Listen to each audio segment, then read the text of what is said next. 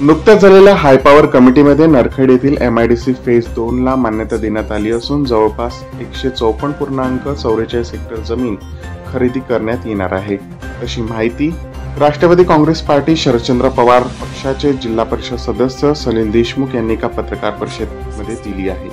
मात्र हा निव्वळ श्रेय लुटण्याचा प्रकार असल्याचं भाजप नेता अविनाश ठाकरे यांचं म्हणणं आहे. सलील देशमुख यांच्या वक्तव्यावर अविनाश ठाकरे काय म्हणाले पाहूया. नरखेडमध्ये आपल्याला सांगताना आनंद होतो की गेल्या 5 वर्षापासून 4.5 पावणे 5 वर्षापासून आम्ही या MIDC पार्ट 2 साठी जे प्रयत्न करून राहिलो याचं कुठेतरी आपल्याला यश येताना दिसत आहे आणि याची मंजुरी सुद्धा आपल्याला त्या ठिकाणी भेटली आहे. जी जुनी MIDC होती ती तेवढ्याशा जमिनीवर नव्हती आणि ती त्या ठिकाणी आपण पाहाल लहान लहान उद्योगामध्ये पण ती त्या ठिकाणी पॅक झाली होती.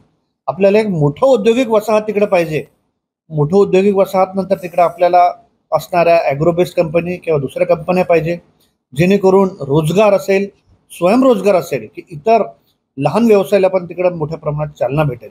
अशा पद्धतीचं आपल्याला आनंदाची गोष्टी आहे की त्या ठिकाणी आपल्या सगळ्यांच्या मदतीने पाठपुरावा करून या ठिकाणी आपल्याला ही आपली MIDCची जमीन तिकडे मंजूर झाली.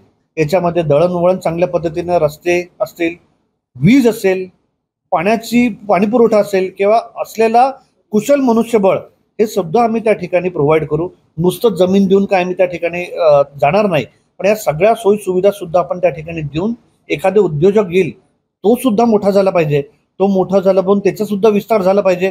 2 पैसे चांगले त्याला भेटले पाहिजे आणि त्याने अजून लोकांना त्या ठिकाणी चांगलं तिकडं किंमत देऊन त्या ठिकाणी त्यांना चांगला पगार दिला पाहिजे आणि चांगले दुसरे पण उद्योग तिकडे पनपले पाहिजे. हा आमचा प्रयत्न आहे.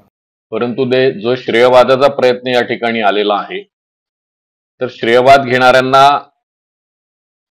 माझा प्रश्न आहे की काटोल विधानसभा क्षेत्रामध्ये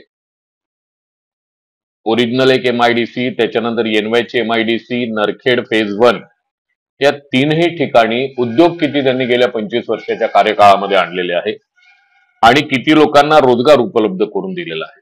नुसती MIDC मंजूर करून होत नाही, तर त्या ठिकाणी इन्फ्रास्ट्रक्चर असलं पाहिजे, इलेक्ट्रिसिटीचे व्यवस्था असली पाहिजे, त्या ठिकाणी पाण्याची व्यवस्था असली पाहिजे, रोड असले पाहिजे.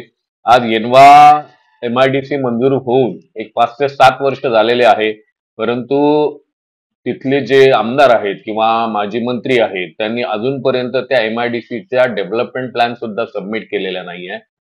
आता फक्त जमीन, शेतकऱ्यांची जमीन आवंटित करण्याकरता ही नवीन MIDC आणली आहे का, हा एक प्रश्न आहे.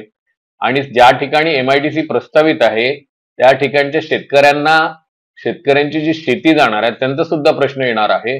त्यामुळे विनाकारणचं श्रेय घेण्यापेक्षा ज्या ओरिजिनल MIDC आहे, ज्या ऑलरेडी मंजूर MIDC आहे, त्याच्यामध्ये इन्फ्रास्ट्रक्चर डेव्हलपमेंट करता समजा आमदारांनी प्रयत्न केले असते काटोलच्या, तर निश्चितपणे जनतेला त्याचा फायदा झाला असता. कसं आहे की श्रेयवाद हा त्यांचा पारिवारिक रोग आहे. छोटीशी गोष्टी जरी झाली तरी त्याचं श्रेय घेण्याची त्यांची सवय आहे आणि तो पारिवारिक रोग जो आहे तो पिढी दर पिढी समोर आलेला आहे. आता यांच्या रूपाने तो समोर आहे. हा श्रेयवादाचा भाग आहे. अजून आज फक्त कागदावर मान्यता आहे, लँड ॲक्विजिशनचे विषय आहे, लँड ॲक्विजिशन नंतर तिथल्या शेतकऱ्यांचे विषय आहे, शेतकऱ्यांनी जमीन दिली पाहिजे हे विषय आहे. एवढ्या सगळ्या लॉंग प्रोसेसमध्ये जाण्यापेक्षा आहे त्या MIDCला डेव्हलपमेंटचा प्रस्ताव पाठवला असता तर त्याचे निश्चित फायदे मिळाले.